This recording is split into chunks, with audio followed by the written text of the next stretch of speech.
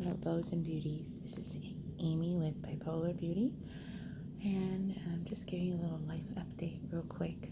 I apologize, still haven't posted a video. I do have access to my editing software now on the computer, which is great because now I can upload. However, some things have happened, and so I just want to let you know what's going on currently. I'm sitting in the hospital with my 15-year-old son. On Sunday, he started having some tummy troubles. We just chalked it up to him having IBS and something called Gilbert syndrome and being lactose intolerant, and him just eating all the candy from Halloween the night before. And so we just kind of chalked it up to, oh, your tummy is just hurting from that.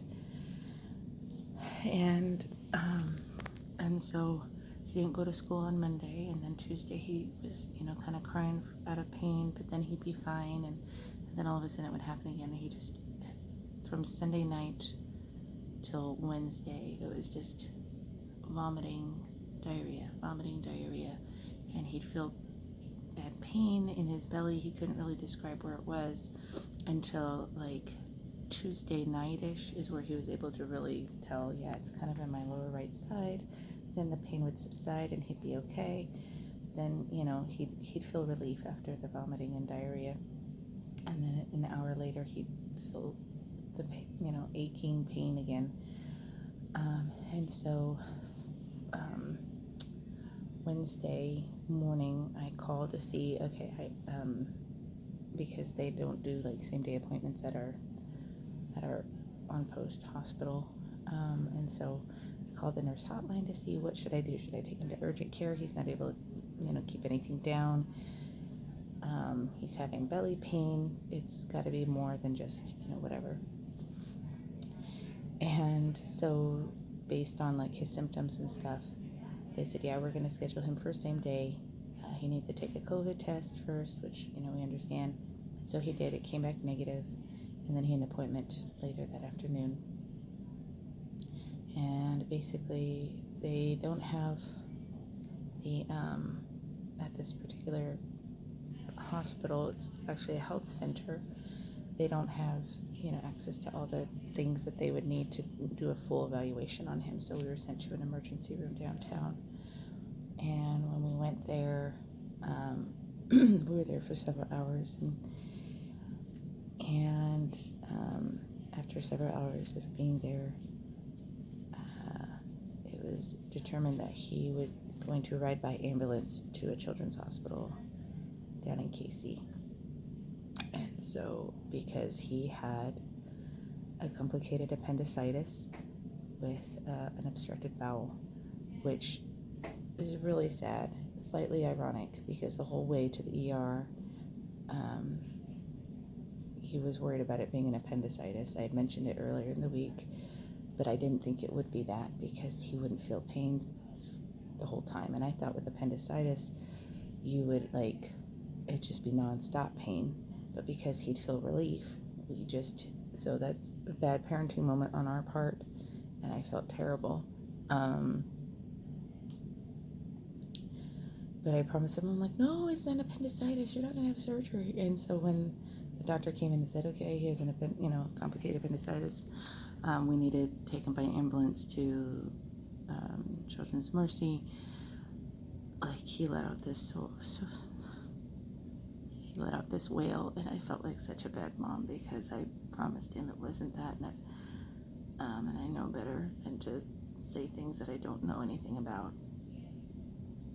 So we've been here since Wednesday night. It's currently Friday morning, and he's projected to be here at least till Monday, because there was an abscess in his belly from where the appendix was perforated.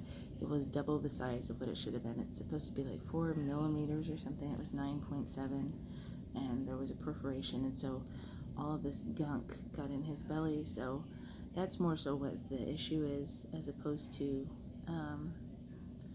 the swelling is just the infection. And so he was on antibiotics all night to kill the infection, and then Thursday is when they performed the surgery and cleaned him all out. And so just to make sure that the abscess doesn't come back and fill the pocket again, we're here till at least Monday, possibly till Thursday, just again, depending on how well he does and if things are okay.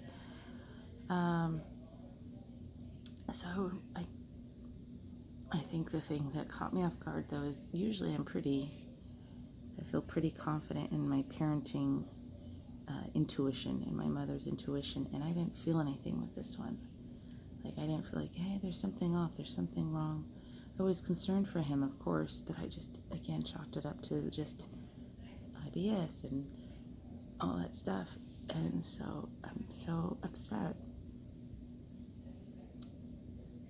that I didn't see it, and my son was in pain for 4 days dealing with this,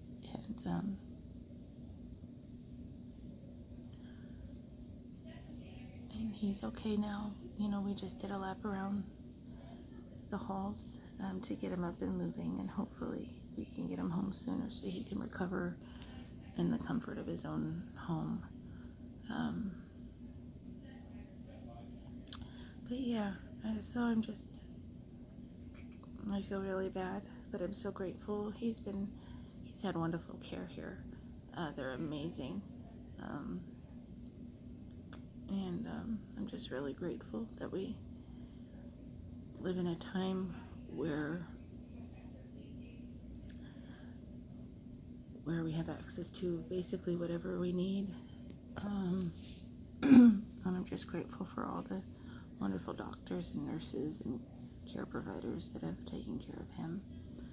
And so hopefully it'll be a quick recovery for him and he'll bounce back. And I don't think he'll be eating candy for a while.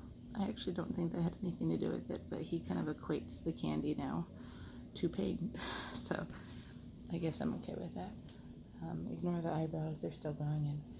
But just want to give you a little bit of a update on what's been happening. And hopefully I'll be returning on Monday with a new video for you. Thanks so much for hanging in there with me. And I'm grateful for all of you and the time that you take out of your day to watch my crazy world. All right, I'll talk to you later. Thanks.